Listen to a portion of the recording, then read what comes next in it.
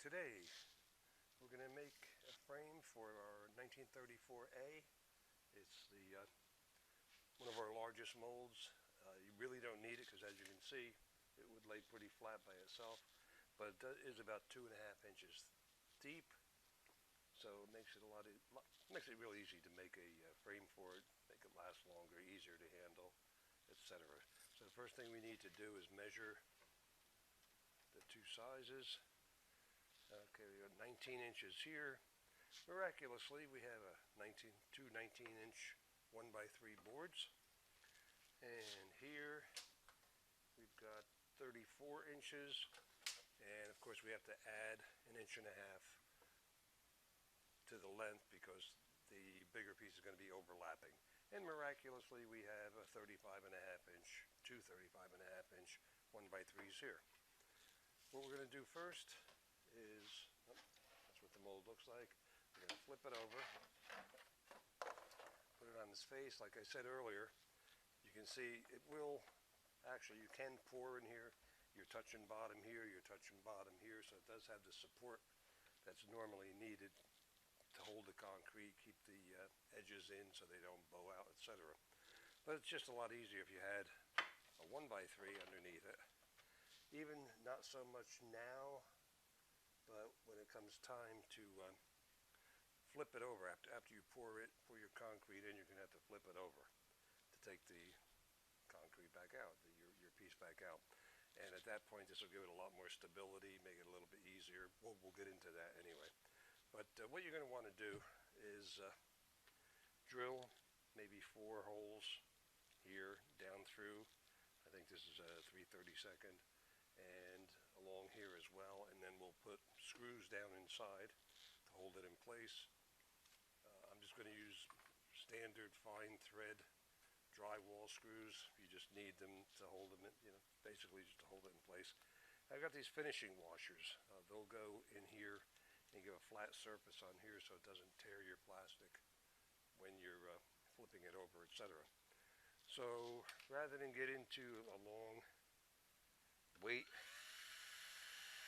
while I'm doing this, I'll do these. I'll complete the rest off camera so we don't have to watch, so you don't have to watch it. Of course I still have to do it, but that's okay, that's the job.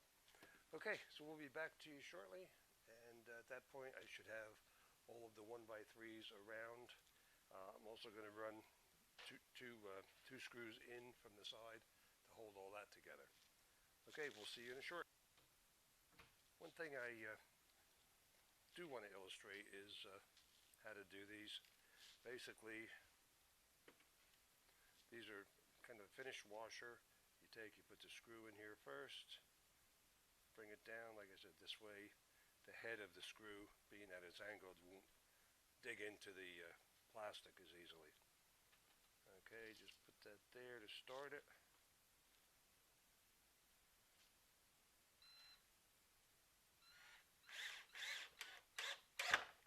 There you go. There's 1, 2. I'm going to put three, and probably maybe 2 or 3 on each side as well. Okay, I'll be back in a short again. Okay, as you can see, I'm done with the putting the screws in.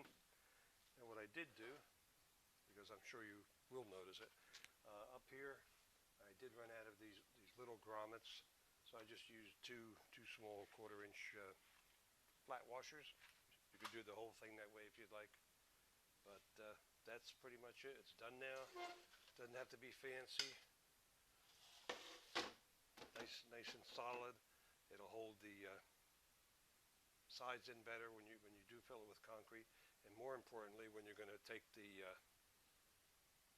your piece out of the mold, it'll hold it together a lot better, make it easier for you.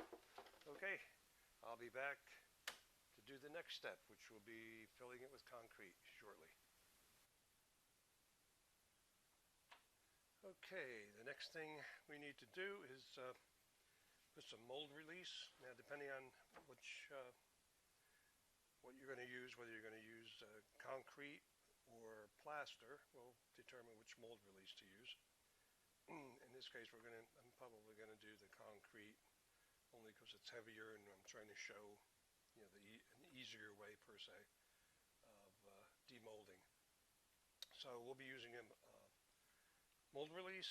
In this case, this is our MSP commercial brand. You can also use a light vegetable oil. The main thing is to make sure you cover it properly, and more importantly is to take out any extra. Don't leave it so it puddles. You don't want that, because then you're going to get bubbles. But you basically just put it in a sprayer. In this case, it's a little bit more work involved because there are some lower areas in the mold. The white that you see is, a lot of our customers think that it's dust or dirt, or that the mold has been used before. Actually, what it is we use a baby powder on our molds as a lubricant when we're making them on our machine. When you get your molds in, if you see all this white and you're wondering what the heck it is and why it's there, that's why. Basically, it's a baby powder. It does act as a lubricant, helps the molds release from the masters when they're on the machine. Okay, I'm using a sponge. I know in our instructions a lot of times we'll say to use maybe a cotton cloth, like a t-shirt or something like that. That works fine too, but the reason I like the sponge, especially when you're doing a piece like this, is there are some deep crevices, and the sponge will pick up any excess oil in there that you may miss if you use a piece of t-shirt or cotton cloth or something like that. But basically, you just want to make sure everything is covered, the whole inside is covered. Like I said, wipe out any excess, and that's pretty much it. Should be ready to pour into. Now, when you're using plaster, what you're going to do is use a combination of maybe a dish detergent, tablespoon or so of that, in a cup of water. Stir that around. You want to pour it into the mold. Again, wipe it in. Make sure you're getting the full contact, and then just lay it either on its side or upside down and let it drain out any excess. You want it to pretty much dry before you're going to pour your plaster in, and that acts as a release agent for you. Okay, so the next thing is I'll mix up a batch of concrete, and I'll get back on camera when we're ready to pour it.